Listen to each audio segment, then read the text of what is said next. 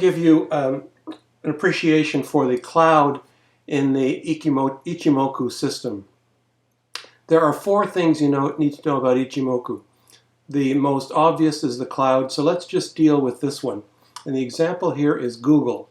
And I'm using On Demand by Thinkorswim, and I've taken our chart back to 11/29, so November the 29th, where you can see we just cleared the 50 EMA, and the Chiku span back here is going to be the subject of another video. But let's just look at the cloud. Notice this cloud has got a formation that's 26 days plotted forward, and that's not going to change. The only thing that's going to change in the cloud is at the end of today, new points will be drawn as the high and the low of the cloud edges. Let's advance one day now with, let's go to the 30th.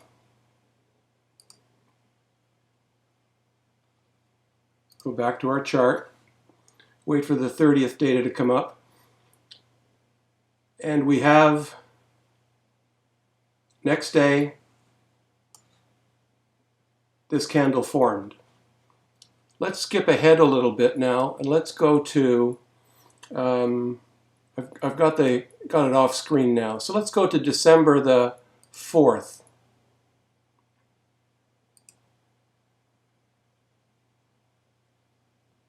Come on, I'm going to pause here.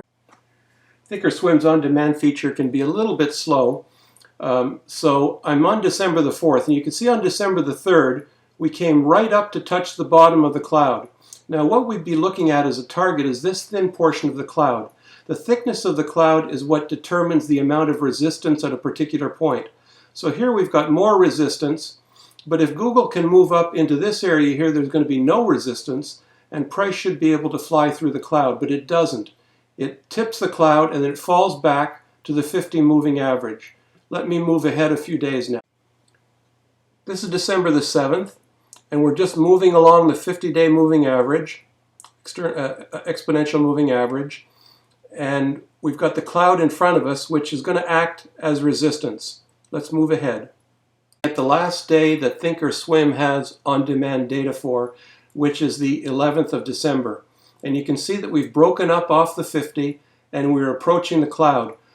What you need to know is that once the cloud has been, 2 points have been plotted, the high and the low of the cloud, they're not going to change. They're going to stay steady so that you have an indication of where forward support and resistance is on a cloud basis.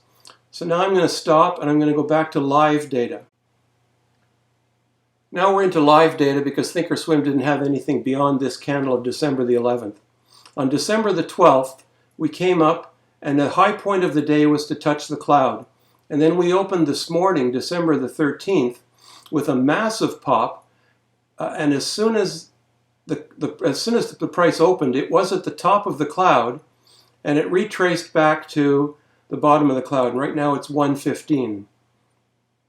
So this gives you an idea of the sensitivity that price has to the Ichimoku clouds. The takeaway message is that what you're looking at going forward isn't going to change.